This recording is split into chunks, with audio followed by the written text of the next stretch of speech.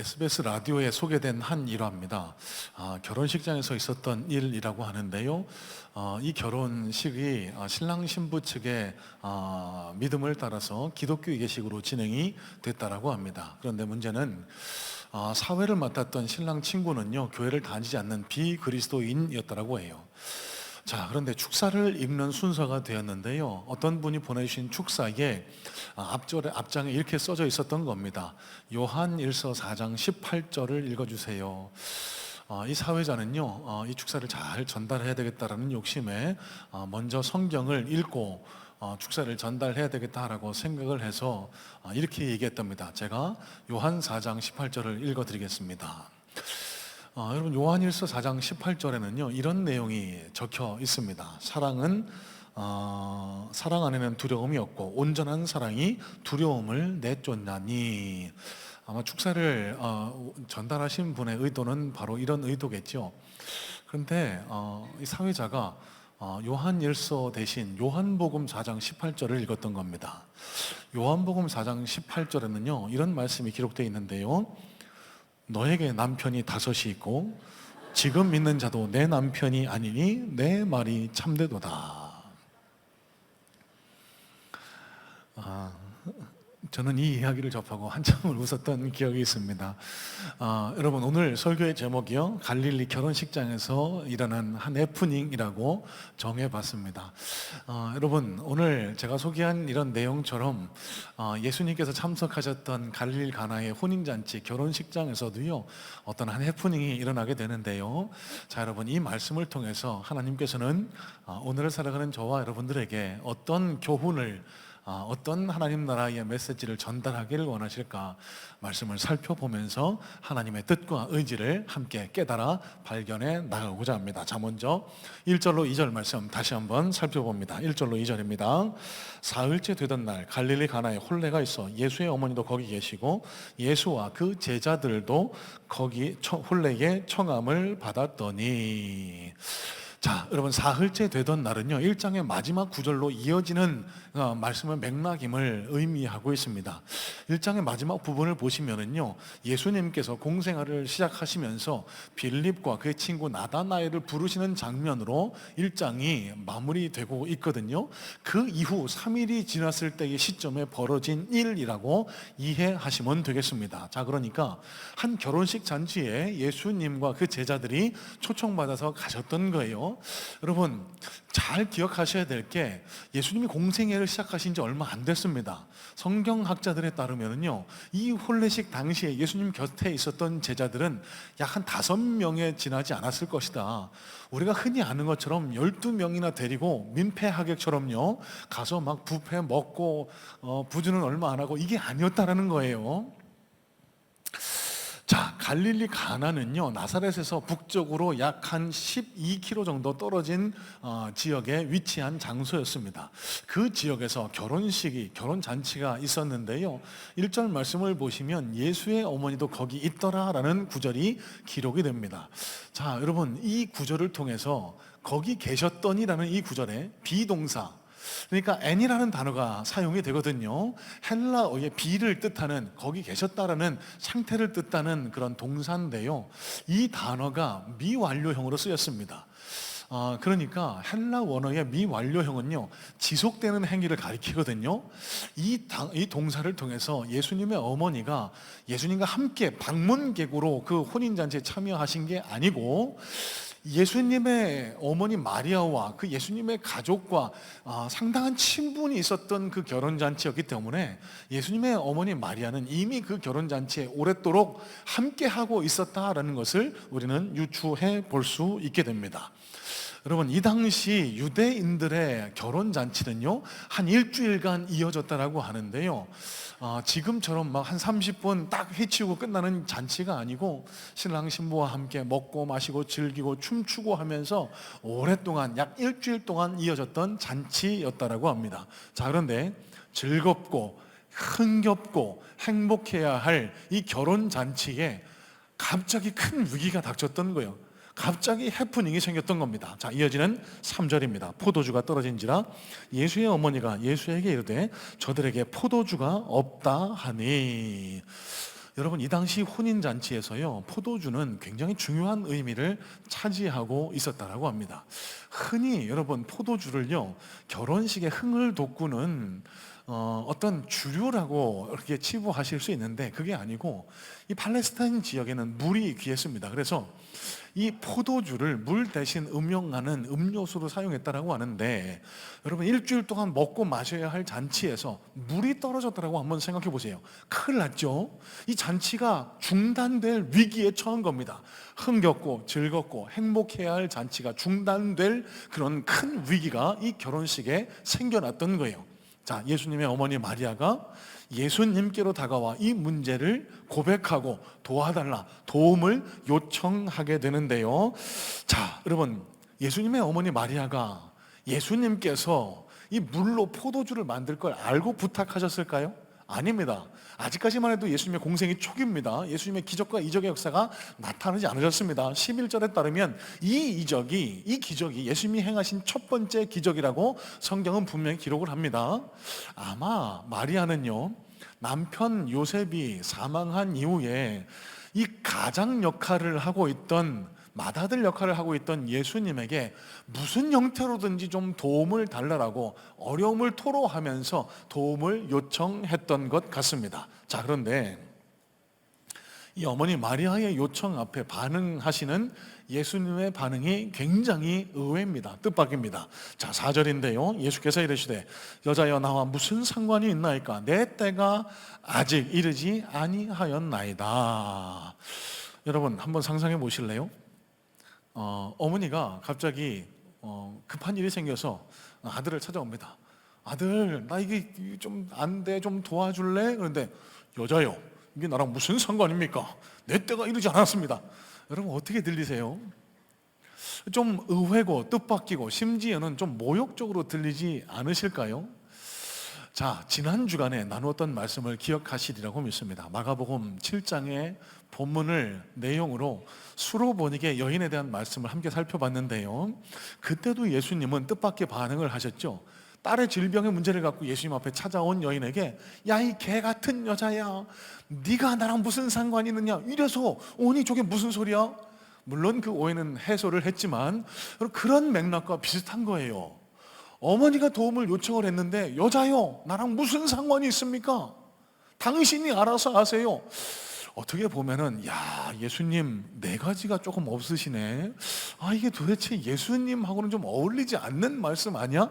이렇게 생각하실 수가 있습니다. 자, 여러분, 먼저 예수님의 이 호칭, 여자야라는 호칭에 대한 오해부터 먼저 좀 걷어내고 말씀을 이어갔으면 좋겠어요. 여자여라는 호칭은요, 귀네라는 헬라 원어를 사용했는데요, 이 귀네라는 호칭은요, 우리가 흔히 얘기하듯이 이 여자 저 여자 할 때 쌍욕 같은 그런 의미에서 사용한 게 아니고 오히려 존칭입니다. 그 당시 귀부인이나 황족을 지칭할 때 사용하던 그런 단어가 귀네였고요. 그래서 예수님은 버릇없이 어머니를 하대하면서 존칭한 게 아니고요, 여자여라는 호칭은 다소 좀 간격이 있는, 멀리 느껴지는 극존칭으로 어머니 마리아를 불렀다라는 사실이에요. 실제 예수님이 십자가에 달려 돌아가실 때 그 곁에 있던 마리아에게도 여자여, 귀인이라는 동일한 단어를 사용했거든요. 자, 여러분, 그렇다 손치더라도 예수님의 반응은 우리의 예상과는 조금 달라 보입니다. 다른 분도 아니고 어머니 마리아가 도움을 요청했는데 왜 이렇게 차갑게 매몰차게 거리를 두면서 여자요, 나랑 무슨 상관이 있습니까? 이렇게 반응하셨다라는 사실은 우리가 흔히 이해하는 예수님의 모습과 조금 차이가 있는 게 사실인 것 같거든요. 자, 그러면 우리 예상을 뛰어넘는 이 예수님의 반응에 담긴 뜻은, 의도는 과연 무엇일까? 자, 여러분, 여자여, 나와 무슨 상관이 있나이까? 이 예수님의 말씀에는요, 나는 상관없다, 난 도와주지 않을 것이다, 이런 의도가 아니라 제일 먼저 기억하셔야 될 것은, 예수님께서는요, 이제 막 공생애를 시작하셨습니다. 마리아가 도움을 요청해 왔습니다. 그 마리아에게 관계의 회복, 관계의 정립을 요청하고 계시고 있다는 사실입니다. 여러분, 이게 무슨 말일까요?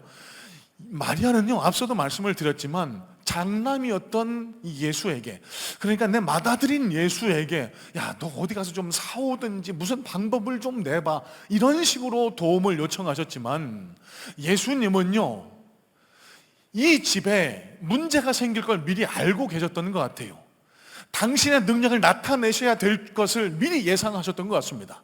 하지만 예수님께서는 그 문제를 해결해 주시기 전에 제일 먼저 선결되어야 할 조건을 이 말씀을 통해, 마리아와 대화를 통해 그렇게 깨닫기를 원하고 계셨는데, 그것은 제일 먼저 마리아와 예수님과의 관계 정립입니다. 당신은 내 아들이 아니라 당신이 나를 하나님의 아들이신 메시아 예수 그리스도로 받아들일 때, 이 포도주가 떨어진 잔칫집, 포도주는 언제든 떨어질 수 있지만 이 포도주가 떨어진 잔치집의 문제를 해결할 수 있는 것은 하나님의 아들로 나를 받아들이는 것, 거기서부터 출발됩니다. 이게 예수님이 마리아에게 이렇게 말씀하신 그 매몰찬 이야기에 숨겨진 의도라고 우리는 볼 수 있어야 됩니다.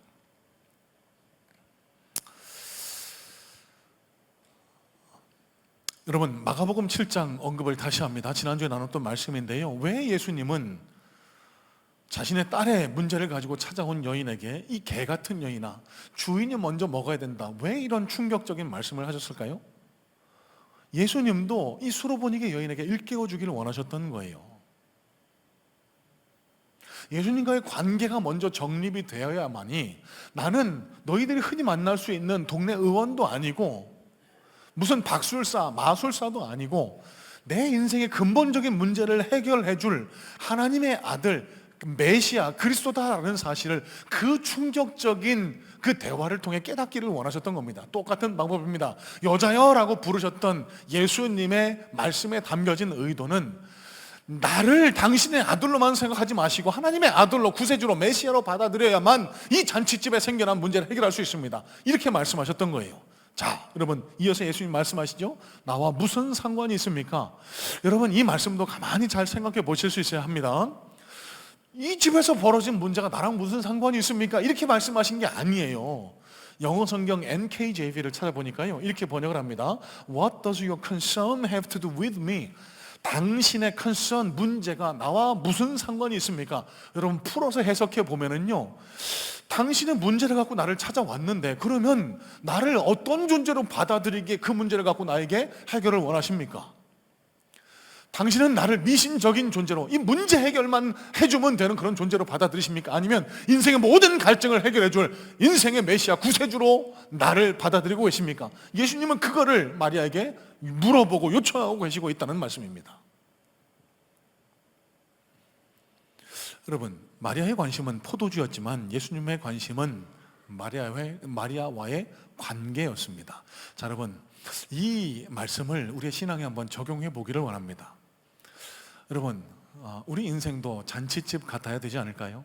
늘 흥겹고 행복하기를 바라는 그 마음이 우리 모두의 마음인 것은 두말할 나위 없는 사실인 것 같습니다. 그런데 우리 인생에도 포도주가 떨어진 것처럼 위기가 닥칠 때가 있습니다. 경제적인 위기, 자녀와 또 가족의 갈등으로 인한 위기, 질병으로 인한 문제, 경제와 비즈니스의 문제 등등등, 마치 혼인집에, 결혼잔치에 포도주가 떨어진 것처럼 큰 위기 앞에서는 그런 시기가 우리 앞에도 찾아올 때가 있죠. 여러분, 그런데 예수님께서는요, 이 말씀을 통해 우리에게 이렇게 말씀하고 계시는 것 같아요. 문제는 문제가 아니야, 관계야. 여러분, 다시요, 문제를 바라보지 말고 나와의 관계의 문제부터 먼저 회복해야 돼.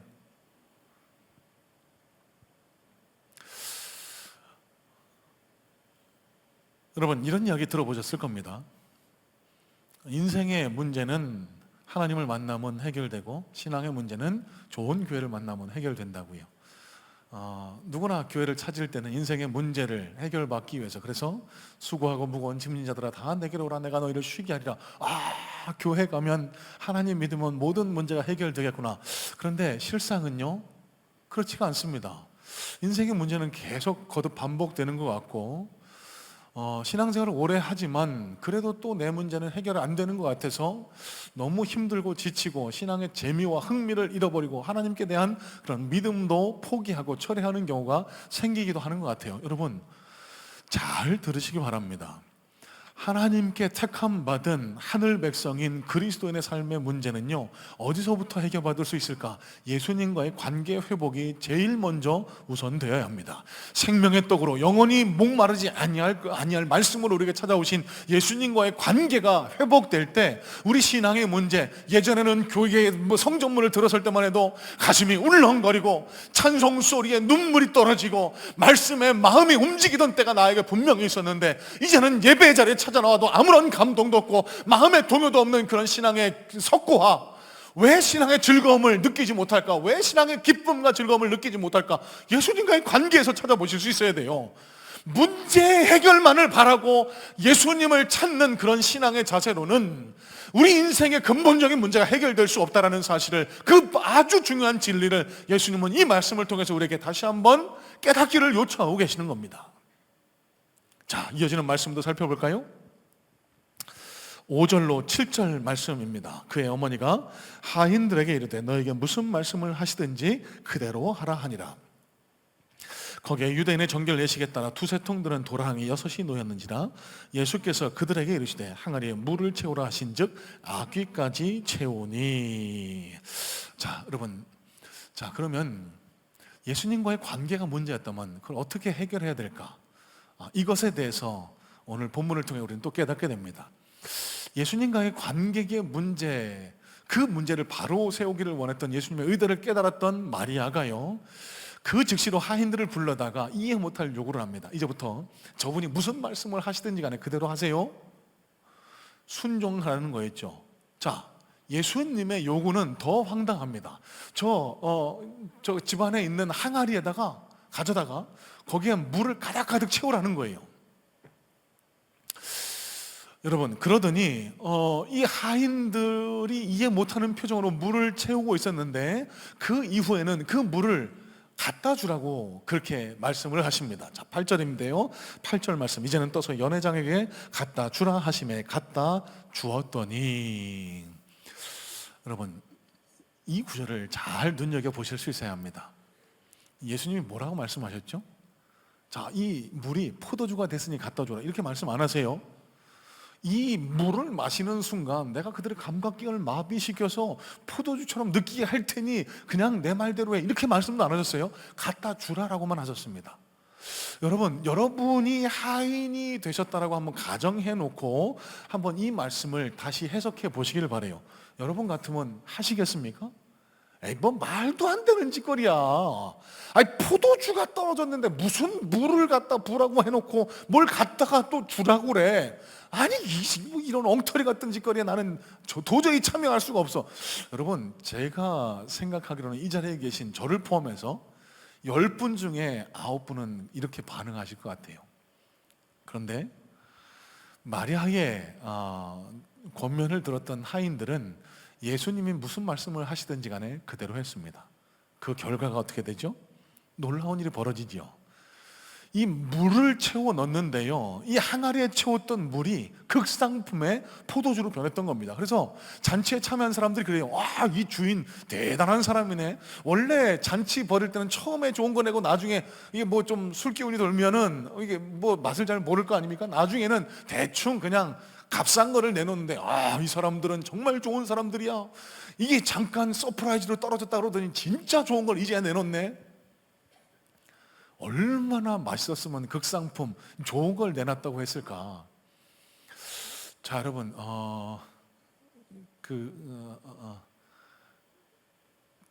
우려가 들어 기우겠지만 여러분 이렇게 생각하실까봐 한 말씀 드리고 넘어갑니다.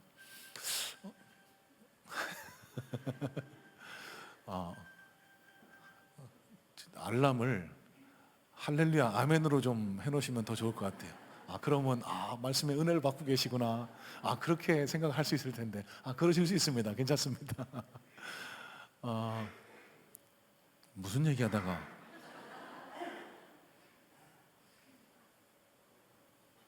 진짜로 무슨 얘기하다가 우려, 기후. 예, 네. 예수님께서 물로 포도주를 만드셔서 마시게 했으니까, 야, 오늘 예배 마치고 집에 가서 이 좋은 와인 한 잔 꺼내서 한 잔 마셔도 되겠구나. 오늘 이 예배 마치고 등산 가려고 하는데 등산 마치고 와서 코리안 와인 막걸리를 한 잔 쭉 들이켜도 아무 상관이 없겠구나. 여러분, 그렇게 생각하시면 안 되고요. 물론 술 잡수는 게 뭐 구원의 문제와 직결은 되지는 않습니다만, 여러분, 여기 이 본문에 나오는 컨텍스트에서 물은 음료 대용입니다. 술을 즐기라라고 술을 권면하신 게 아니라는 사실을 기억하실 수 있어야 돼요. 자, 어쨌든 여기서 꼭 깨달아야 할 중요한 교훈이 있습니다. 여러분, 순종할 때 문제가 해결되는 역사를 경험할 수 있다는 겁니다. 앞서서 말씀드린 내용과 연관지어서 맥락을 연관지어서 말씀을 드려보면요, 왜 우리가 신앙의 기쁨, 즐거움, 행복감을 느끼지 못할까? 여러분, 예수님 말씀대로 따르지 않기 때문에 그렇다는 생각은 해보지 않으셨나요? 내 뜻과 내 의지대로 신앙생활하는 그런 신앙의 자세가 아직 내 마음에 남아있다라고 그렇게 생각하진 않으세요? 내가 교회 나왔으니 내가 기도한 대로 응답 받아야 되고, 내가 하나님을 믿었으니 하나님이 이 정도 축복은 나한테 주셔야 되고, 여러분, 이런 신앙의 자세는요, 하나님을 내 수준으로, 인간의 수준으로 끌어내리는, 어떻게 보면 신성모독에 가까운 불신앙의 자세라는 걸 알고 계실까요? 여러분, 신앙이란 뭡니까? 하나님을, 우리를 구원하시는 절대 창조주로, 구원주로 인정하는 겁니다. 여러분, 그 하나님의 말씀에 순종하는 자세를 보일 때, 여기 하인들, 여기 잔치집이 경험했던 것처럼 물이 포도주로 변하는 역사, 그러니까 문제가 생긴 포도주가 떨어진 잔치집에 행복과 기쁨이 회복되는 역사가 일어날 수 있다는 사실을 우리가 기억할 수 있어야 되겠습니다. 여러분, 미국의 한 설교자가요, 순종에 대해 설교하면서 이런 이야기를 합니다. 만약 주님께서 저더러 돌담을 뛰어넘어야 한다고 말씀하신다면 저는 그대로 순종할 것입니다. 뛰는 것은 제가 할 일이고 넘게 해주시는 것은 하나님께 속한 일이기 때문입니다. 여러분, 오늘 본문에 예수님께서 하인들에게 물을 채웠으니 그 물로 포도주를 만들라라고 하지 않으세요. 물로 포도주 만드는 것은 내가 할 테니 너희는 내가 원하는 대로 항아리에 물을 채우고 그걸 연회장에 갖다 주라라고 요청하셨던 겁니다. 그 말씀에 순종했을 때 그 잔치집에 기쁨이 회복되는 역사가 일어났다는 사실을 기억하실 수 있어야 돼요. 여러분, 순종이 뭐라고 생각하세요? 순종의 뜻은요, 하나님의 명령과 그 뜻을 따르며 우리 자신을 하나님 통치에 맡기는 것. 다시 말씀드립니다. 하나님의 명령과 그 뜻을 따르며 하나님의 통치에 우리 자신을 내어 맡기는 것, 이걸 가리켜 순종이라고 합니다. 그런데 이 땅에 많은 그리스도인들이 겪는 시행착오가, 잘못된 신앙의 모습이 바로 여기에 있는 겁니다. 내 생각, 내 뜻 그대로 가지고 있으면서 그저 주일날만 잠시 교회에 나와서 예수 믿는 척하는 거예요. 하나님 말씀에 내 자신의 삶과 뜻을, 내 삶의 통치권을 내어 맡기는 그런 순종의 모습은 요만큼도 보이지 않는 게, 신앙생활을 오래 했으면서도 기도 응답의 역사 하나 경험 못하는 가장 중요하고 결정적인 이유가 된다는 사실을 여러분 아실까요? 오랫동안 신앙생활 했는데 왜 누구는 질병도 치유받고 문제도 해결받고 예배 나올 때마다 하나님의 은혜도 경험하고 놀라운 역사도 경험하는데, 왜 나는 20년 30년 교회를 다녔는데도 아무것 하나 경험을 하지 못할까? 여러분, 문제가 뭔지 아세요? 순종.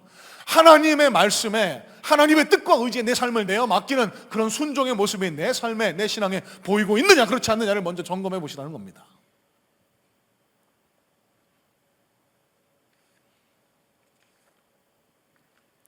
저 목사 오늘 또 왜 이렇게 열을 내?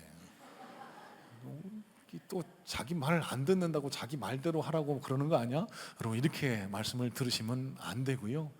여러분, 저는 성경 공부할 때도 꼭 이렇게 알려드립니다. 가르쳐드려요. 저와 양육반을 지내보신 분들은 다 아실 텐데, 우리가 순종해야 할 대상은 절대로 사람이 아니라고. 어떤 교회에서 상처받고 마음에 멍이 드는 대다수의 경우가요, 하나님의 말씀이 아니라 사람의 말, 목사의 말에 순종하라고, 무조건 복종하라고 했을 때 교회가 멍이 듭니다. 상처를 받습니다. 여러분, 어떤 경우에도 사람은 하나님의 자리에 올라갈 수 없습니다.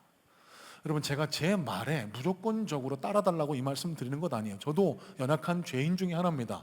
저도 실수하고 저도 늘 넘어집니다. 그런데 제가 어떻게 여러분에게 저를 따르라고 말씀할 수 있어요? 우리가 따라야 할 대상은 누구죠? 예수 그리스도, 하나님 한 분밖에 없습니다. 그러면 왜 교회 내에서 목사의 말을 존중하고 따라야 될까요? 그게 하나님의 말씀이라는 것을 인정할 때에, 그게 사람의 말이 아니라 하나님의 말씀이라고, 하나님의 뜻이라고 인정될 때, 그때 순종해야 되는 겁니다. 여러분, 우리가 순종해야 할 대상은 사람이 아니라 하나님이시라는 사실을 다시 한번 우리가 기억해야 돼요. 자, 그러면 우리가 왜 순종해야 될까? 하나님의 뜻이기 때문에 우리를 유익하게 하고 우리를 더 아름답고 풍요롭고 행복한 삶으로 이끌어갈 하나님의 뜻과 의지에 내 삶의 통치를 내어 맡기는 것이 순종의 진정한 의미이기 때문에, 여러분, 저는 소망해요. 우리 함께 신앙생활하는 성문의 성도님들 모두가 하나님의 놀라우신 복과 은혜를 충만하게 경험하게 되기를, 사업도 잘 되시고요, 문제도 해결받으시고 기도 응답의 역사도 충만하게 체험하시기를 간절한 마음으로 소망하고 축복합니다. 여러분, 그러기 위해서 우리에게 전제되어야 될 게 있어요. 하나님 말씀에 순종하는 삶의 태도를 갖추어 가보시기를 바랍니다.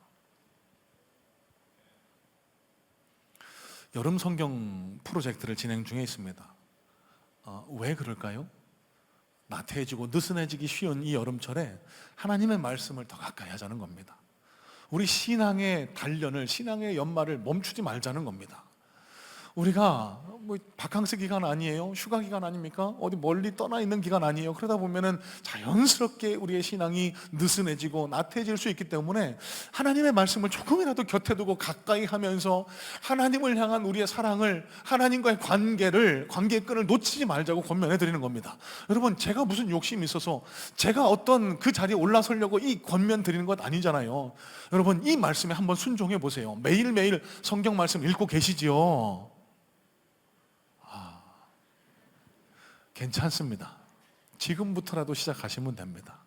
오늘부터 하나님의 말씀 요한계시록을 권면해 드리고 있는데, 요한계시록을 하루에 한 장이라도 살펴보시면서 하나님이 내 삶의 주인이시고 하나님께서 지금 나와 함께하고 계시고 있다는 사실을 매일매일 확인하면서 그렇게 한날 한날을 살아가실 때, 여러분의 삶 속에서도 오늘 본문에 일어났던 놀라운 역사처럼 갑자기 찾아온 위기 앞에서도 잔치집의 기쁨이 회복되는 놀라운 역사가 저와 여러분들에게도 일어나게 될 줄로 믿습니다. 자, 마지막입니다. 그러면 이게 어떤 의미를 지니고 있을까를 마지막으로 생각해보고 말씀을 정리할까요? 11절 말씀입니다. 11절 말씀 다시 한번 눈으로 봅니다. 예수께서 이 첫 표적을 갈릴리 가나에서 행하여 그의 영광을 나타내심에 제자들이 그를 믿으니라. 자, 여러분, 자 보셔야 될 단어는요, 표적이라는 단어입니다. 여러분, 표적은요, 기적과는 다릅니다. 이 표적이라는 단어가 가진 의미는요, 영어로는 사인이라고 하고 헬라 원어로는 세메이온이라고 하는데, 이 표적이 단순한 현상, 오늘 설교의 제목으로도 잡은 해프닝, 그저 초자연적이고 초월적인 현상, 해프닝과는 다른 것은 그 안에 하나님의 뜻과 의지가 담겨 있다는 거예요. 여러분, 그러면 오늘 이 잔치집에 포도주가 떨어졌는데 물로 포도주를 만드신 예수님의 이 현상, 이 표적이 담고 있는 의미는 과연 무엇일까? 예수님을 하나님의 아들로, 그리스도로 받아들이라는 겁니다. 여러분, 실제로 11절 말미에 이렇게 기록됩니다. 그의 영광을 나타내심에 제자들이 그를 믿으니라. 여러분, 예수님께서 이 표적을 행하신 목적과 의미가 바로 여기에 있어요. 자, 여러분, 요한복음 전체의 핵심적인 교훈이 바로 여기에 있습니다. 예수님을 믿도록 하는 것. 여러분, 잘 들으시길 바랍니다. 기적은 그저 기적에 지나지 않을 수 있습니다. 자, 다시 말씀드리면요, 지난주에 나눴던 마가복음 7장을 다시 한번 복기해 보세요. 수르보니게 여인이 자기 사랑하는 딸이 귀신 들렸습니다. 그 문제를 가지고 예수님을 찾아왔습니다. 여러분, 예수님 얼마든지 친절한 말로 그 딸의 귀신을 쫓아내 주실 수 있었잖아요. 왜 그렇게 안 하셨다고요? 예수님은 아셨던 겁니다. 그저 친절한 말로 그 딸의 귀신만 쫓아내 주셨다라고 하면 어떤 일이 일어났을까요? 수르보니게 여인은 그 이후로도 그냥 행복하게 살았을 겁니다. 예수님을 모른 채로요. 이분 정말 훌륭한 의원이시다, 정말 훌륭한 닥터야. 여러분, 그건 예수님이 원하시는 게 아니었어요. 그래서 예수님은 야, 이 개 같은 여자야, 주인상에서 떨어진 걸 먼저 주인들이 먹는 게 맞다, 이 충격적인 말씀을 하신 의도가 예수님과의 관계를 바로 세워 영원히 목마르지 않도록 그녀의 삶의 본질적인 문제를 해결해 주길 원하셨다는 겁니다. 여러분 잘 기억해 보세요. 요한복음 11장에 보시면은요, 예수님이 죽었던 나사로를 살리시는 장면이 나오거든요. 여러분 그런데 이 기적도 다시 한번 곰곰이 생각해 보셔야 될 게, 죽었던 나사로를 예수님이 다시 살리셨어요? 그러면 그 나사로가 죽음에서 깨어났으니까 영원히 살았습니까? 아니잖아요. 얼마 사다가 또 죽습니다. 그러면 그 기적을 베푸신 이유가 뭘까요? 세컨 찬스. 그 장면을 바라보고 있는 이들에게, 아, 예수님이 생명의 주관자시구나, 인생의 모든 문제의 근본적인 갈증은 예수 그리스도를 통해 해결받을 수 있구나, 여러분 이걸 예수님은 가르쳐 주길 원하셨던 거예요. 여러분 오늘 본문 말씀을, 예수 믿으면은 내 무슨 문제가 해결될 수 있겠구나, 아니 물로 포도주를 만드신 분이니까 내가 지금 이런 문제가 있는데 그 문제를 해결받을 수 있는 대상이 예수 그리스도가 될 수 있겠구나, 이런 식으로 치부하셔서는 곤란합니다. 여러분 물론 지금도 잔치집에 포도주가 떨어져 고통받는 분 계시지만, 여러분 잔치집에 포도주가 떨어지는 고통은 잠깐 해결됐다 해도 또 그런 일이 생길 수 있습니다. 우리 인생에서 거듭돼서 우리를 덮쳐오는 것이 인생의 문제, 고난, 어려움, 이런 일들 아닙니까? 그러면 우리가 어떻게 해야 이 인생을 참되고 진정으로 즐거운 잔치집으로 만들어갈 수 있을까? 여러분 예수 그리스도로 가능하다는 사실을 깨닫기를 주님의 이름으로 축복합니다. 영원히 목마르지 않게 하는 생명의 떡으로 오신 예수 그리스도를 만나야만, 그분을 내 삶의 주인으로 모셔드릴 때 포도주가 떨어진 그 잔치집 같은 우리의 삶이, 심령이 다시 즐겁고 흥겨운 잔치의 자리로 다시 되돌아갈 수 있다는 사실을 여러분 깨달으실 수 있어야 돼요. 제 이야기 잠깐 드리고 말씀을 정리하려고 할까 합니다. 푸념처럼 들리실 수도 있을 것 같아서 참 죄송한 마음인데요, 용서하고 들어주시면 좋겠습니다. 최근에 좀 낙담이 되고 좀 슬럼프 같은 그런 기간을 좀 보내고 있는 것 같아요. 책상에 앉아 설교 준비를 하려고 해도 잘 되지도 않고, 힘은 나지도 않고, 소위 말해서 그냥 사는 게 별로 재미가 없다라는 그런 생각을 최근 좀 오랫동안 갖게 된 것 같습니다. 문제는 다른 건 아니고요. 제가 목사 아닙니까? 목회가 제 삶의 목적이고 의미인데 이게 뜻대로 잘 풀리지가 않는 것 같아요. 이 코로나를 지나면서요, 이 성도님들의 이 모습이, 이 반응이 예전 같지 않다는 생각을 한 지가 좀 오래됐습니다. 여러분 주일을 준비하기 위해서 저는 일주일 내내 말씀과 씨름하고 뒹굽니다. 그러면 뭐 잘했든 잘못했든지 간에 정성껏 준비한 그 말씀을 전달할 때 성도님들이 잘 받아드시면, 은혜 받으시면 저는 참 즐겁고 기뻐요. 그게 제 진짜 삶의 행복이고 즐거움입니다. 그런데 이렇게 말씀드려 죄송합니다. 코로나 전에는요, 이 설교자가 느끼는 겁니다. 이 설교하고 나면은 이 막 받아드시는 게 느껴졌거든요. 근데 이 3년이 넘는 코로나 기간을 지난 이후에 우리 성도님들의 마음이 많이 딱딱해져 있다. 이 코로나가 끝난 지 2년 가까이 되는데도 예전에 그 뜨거웠던 마음은 잘 돌아오지 않는 것 같다는 그런 인상을 지우기가 어렵습니다. 이 말씀을 좀 전해도 예전처럼 막 기대하는 마음으로 환한 얼굴로 받으시는 게 아니라 지금처럼 심각하게, 빨리 안 끝내? 내가 떡볶이 먹어야 돼. 설교자는 알거든요. 말씀이 잘 전달이 되고 있는지, 흡수가 되고 있는지.